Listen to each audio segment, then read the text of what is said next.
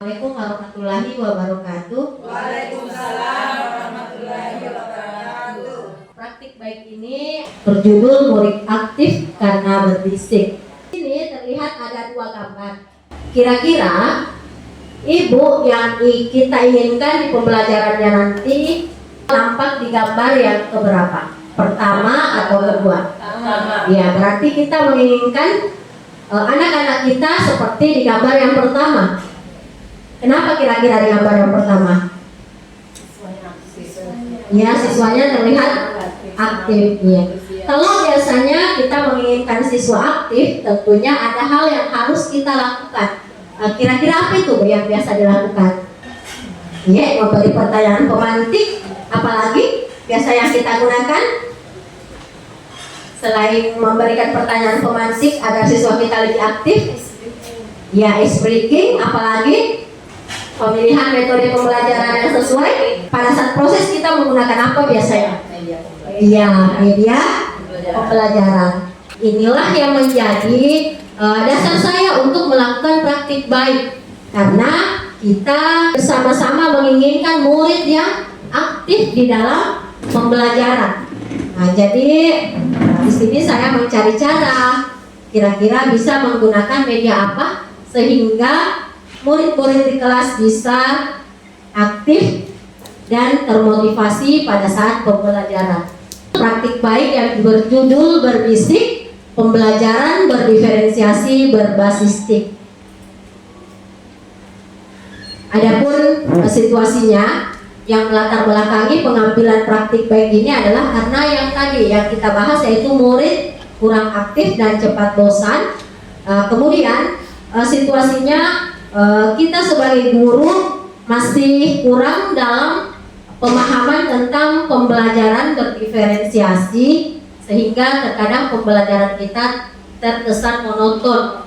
Ya. Jadi pembelajaran berdiferensiasi seperti kita ketahui ada tiga, diferensiasi konten, diferensiasi proses, dan diferensiasi produk. Jadi di sini saya mengambil langkah untuk menemukan solusinya, yaitu dengan menerapkan atau mengimplementasikan pembelajaran berdiferensiasi berbasis TIK. Dalam melaksanakan pembelajaran berbasis TIK biasanya kita dihadapkan dengan tantangan. Misalnya murid-murid tidak memiliki gadget, biasa anak tidak memiliki gadget, atau biasa hanya orang tuanya yang punya.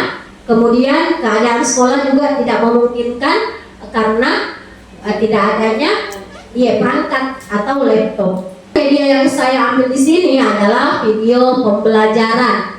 Jadi video pembelajaran itu adalah media visual yang bisa kita gunakan untuk menyampaikan pembelajaran kita di kelas. Jadi anak-anak yang gaya belajarnya visual, gaya belajarnya audio maupun kinestetik masih bisa digunakan media pembelajaran berbentuk video. Jadi media ini saya buat melalui Canva yang biasanya juga sering Bapak Ibu gunakan untuk membuat baik itu bahan ajar, lembar kerja maupun presentasi pada saat kita mengajar. Nah, jadi ini ya mengenal Canva for Edu. Langkah-langkah pembuatan video pembelajaran, sama memilih materi dulu. Aksi yang saya lakukan yang pertama dalam menerapkan pembelajaran berdiferensiasi berbasis TIK ini adalah yang pertama yaitu tes awal. Di sini saya menggunakan aplikasi Quizzes. Kemudian langkah yang kedua, setelah melakukan tes awal, kita menganalisis tingkat pemahaman siswa melalui tes itu. Jadi di sini saya menganalisis berdasarkan pemahamannya. Langkah yang ketiga adalah persiapan media pembelajaran berbasis TIK, yaitu berupa video pembelajaran. Adapun keterkaitan pembelajaran berdiferensiasi dengan penggunaan video pembelajaran sangat efektif dalam mendukung terlaksananya pembelajaran berdiferensiasi. Misalnya dari diferensiasi kontennya, menggunakan video yang banyak gambar untuk anak yang visual. Jadi ada itu anak-anak biasanya lebih suka lihat gambar-gambar, ya.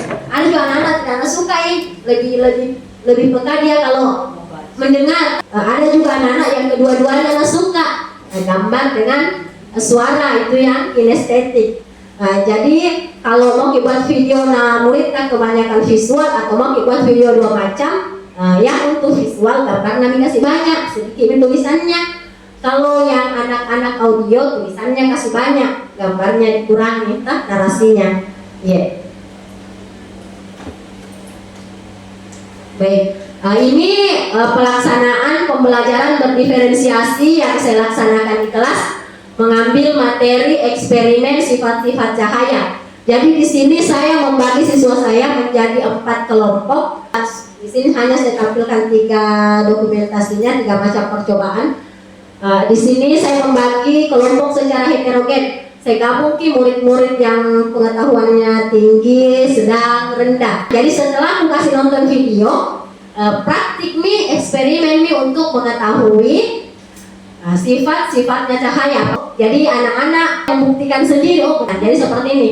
Anak-anak mencoba keluar di lapangan, di bawah terik matahari, ternyata terlihat bayangan. Baik, ibu-ibu sekalian, adapun refleksi hasil dan dampak inovasi berbisik ini adalah murid menjadi aktif, antusias, dan termotivasi selama proses pembelajaran. Kemudian beban guru juga berkurang karena peran mereka bergeser menjadi fasilitator.